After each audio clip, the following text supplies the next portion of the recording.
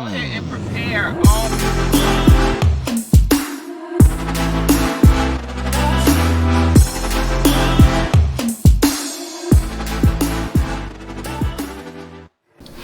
I really feel close to y'all because I just come on here looking any kind of way. I just woke up, so my eyes are swollen, like,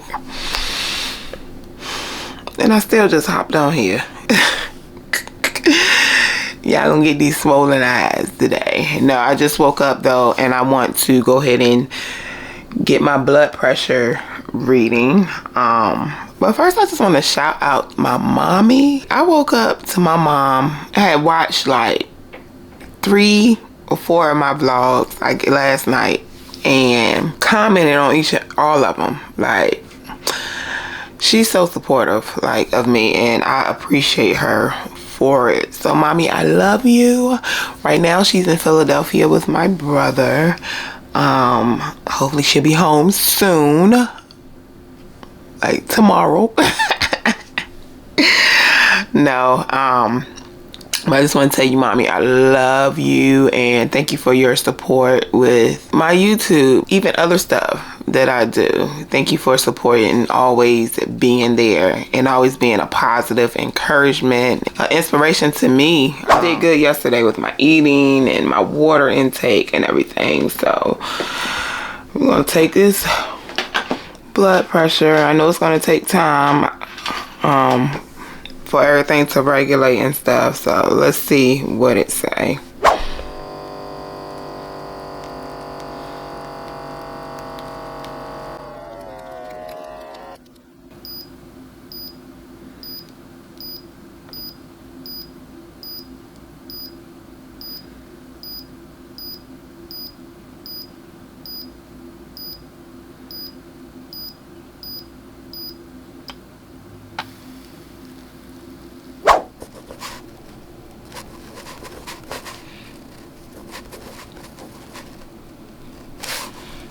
So it has come down some points. When I took it Sunday, it was 153 over 103, and then I took it today, it's 150 over 102. So the top number came down 3 points and the bottom number came down 2 points. So it's progress. I'm not tripping. I'm gonna get it down. I've got it down before. I'm gonna get it down again, and I'm not gonna do it with medication. I'm gonna do it with this dieting and exercise. So yeah. Now it's time for me to weigh in. Okay. Oh no!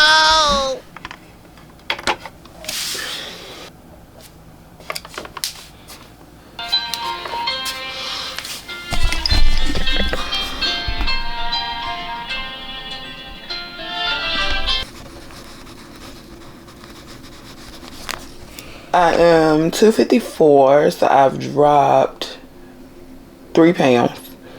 Like 3.8 pounds. So I'm good with that. I've been doing OMAD. Yesterday I did OMAD. So I'm gonna do OMAD again today. I'm gonna make sure I get all my water in. I'm going to the gym. I need to take my vitamins while I remember, because that's one thing I be forgetting is these are vitamins. So I'm gonna go ahead and take those and get ready for work. So yeah, we're progressing. Numbers are going down. Okay, guys, so I am at work. It is, yeah, I came to work at 7. It is 9:05. 9:05. Y'all can't see that. There we go. 9:05, and I'm done with majority of my work already. I said, well, I'm gonna take me a little break, and I'm going to make me a chart. I'm on a deflufferization journey, okay? I remember my mom, and y'all probably hear a lot of noise in the background because this is a maintenance shop, so it's always stuff going on. But oh, now it wants to turn off. Thank you. My mom deals with high blood pressure too. Well, she has regulated hers through diet, exercise, and she's still on blood pressure medication, but she's at a lower dosage than she was when she first discovered like how bad her blood pressure had gotten. It was to the point where she should have had a stroke, according to what doctors say, but according to what God says, okay? God was like, no. You know what I'm saying? We knew that it was God's hand on her. But you know, we still wanted to get her healthy and get her blood pressure under control, which it has been. It has been looking great. She's been getting her walking in. She's been eating better, cutting back on salt and all of that, and it has regulated. But I remember my mom used to be cold all the time. Like in the summertime, she would still be wearing like layers of clothes. And it just reminded me because of how I be so cold in here.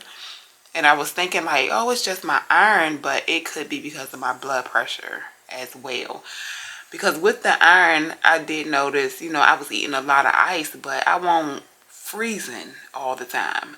But now it's like I'm cold all the time as well, like to the point where I can't sit in here that long, even with a jacket on. I be freezing, so I'll go outside and sit in my car, and people be looking at me crazy because they hot and they sweating outside, and I'm sitting in the car with the windows rolled up chilling like. So it's just confirming that, yeah, my blood pressure has been a little high, because once her blood pressure regulated, now her temperature is regulated as well. I'm gonna get under control. I didn't even lay my edges this morning.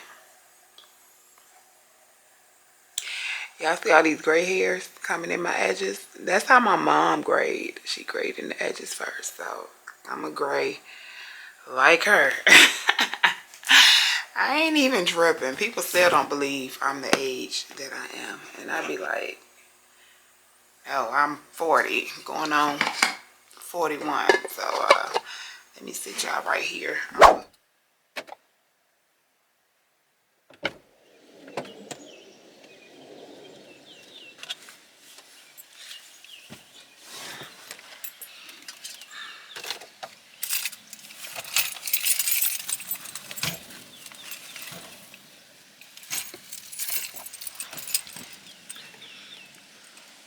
So came out here to warm up. I did finish my chart.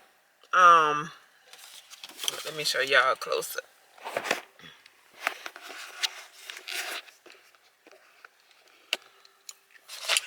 So this is where I'm starting, and once I lose the first 10, that's where I'll be ending the first 10. So I have the rest of this covered up. That's the other sections or the other increments of 10. So I'm only focused on that first set of 10 pounds. So it helps it to not be so overwhelming. Instead of being like, oh my gosh, I have to lose 90 pounds. It's like, oh, I have to lose 10 pounds. And then I'll focus on the 10, another 10 again, another 10 again, another 10 again. So it's just keeping small goals that will equate to bigger goals when added together. So this morning, when I started out at 257 this morning, I weighed in at 254, or was it 253? So yes, it's 254. So I'm down 3 pounds. So I have 7 more to go. Yeah.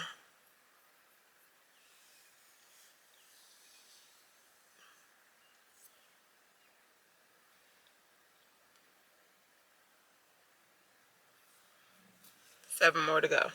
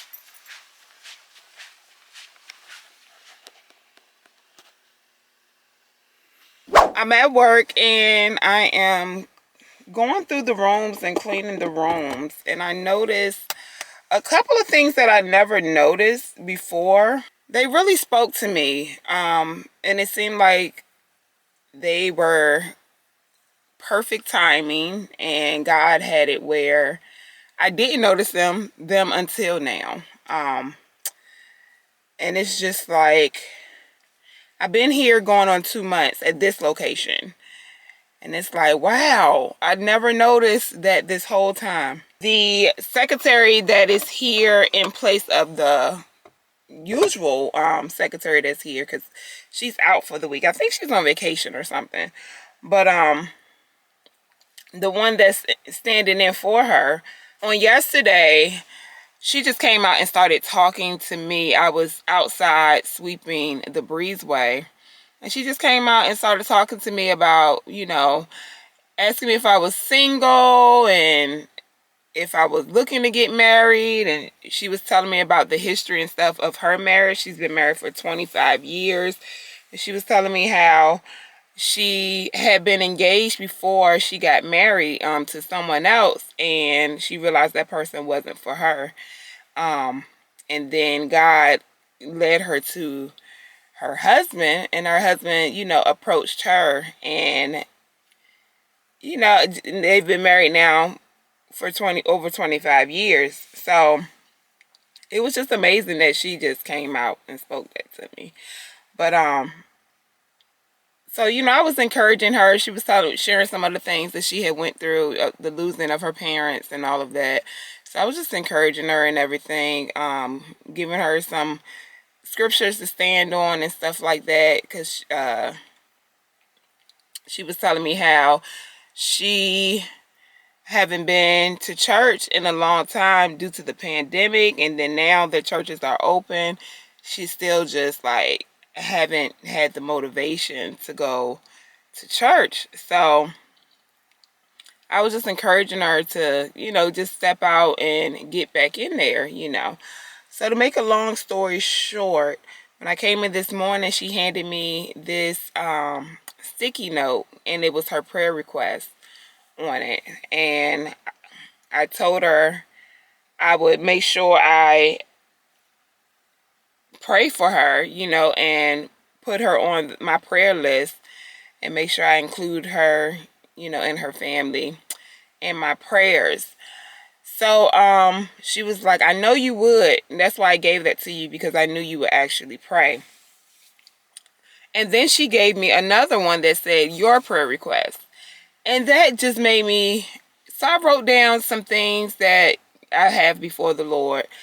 And it just made me feel so good, because so many times, you know, as a pastor, as a minister, and as a person who is an empath, and you just feel people and you have compassion for people and what they go through. A lot of times people would pour on you and can you pray for this? Can you do this? Can you pray for this? Can you pray for this? Can you pray for this? And it's, no one ever asks like, can I pray for you? You know? And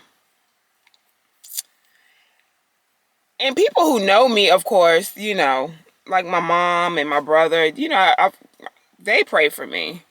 But to have a stranger, you know, say, can you pray for this? But also, like, what's your prayer request? It was remarkable. It really made me feel good. You know what I'm saying? It was a good start to the day. So MJ and his friend is on the phone right now, and they've been out of school, but they both go to the same homeschool together, so they don't get a full summer out. Like last week they were still in school when everybody else was out of school, but they had this week off. So I'm gonna tell them that they have school tomorrow. Tell them like, Miss, don't just text me, y'all have school tomorrow, and see what they say.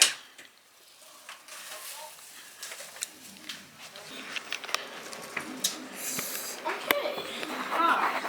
Hi. You still on the phone with me? Oh no. Why is that sticky? I It's, like it. It's from the watermelon. Okay, not. So Miss just texted me. Yes. Y'all have school tomorrow.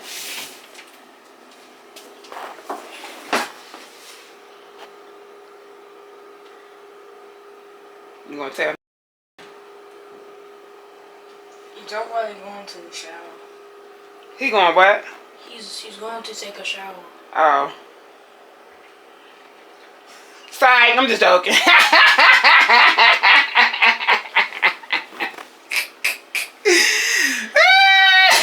You were so sad. Why you so sad? Because I put in all that hard work in that week. We could be finished like a week later. You mean a week ago? Yes. Not a week later. A week later, you would have still been in school this week. Cause I wouldn't have been. Cause I wouldn't have been mad. Like it would be hard because like you could feel like I love him, but like it'd be hard to show my to not show my madness. It'd be so hard. Stop pouting. Stop pouting. Stop pouting. Yeah. All the hard work. I've been studying. I'm not gonna hurt your papa. Boy, you. I've been putting my work in. Second, we had all this wasted time. There you go. All There wasted you time. go. I cannot believe that. That's crazy. I was hoping I would have been on the phone with you. So I could have propped both of y'all, but it's okay. Your reaction was good enough. The thing is about is he gets mad easily. So he probably ain't muted himself and just yelled. Cause last time I remember telling him we had school. He got mad.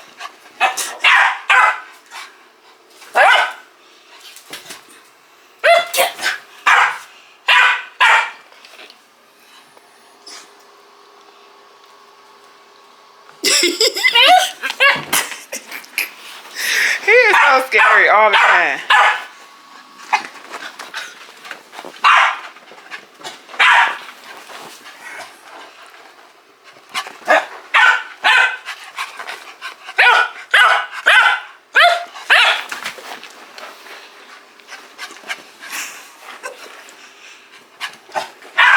This how we tire him out before bed.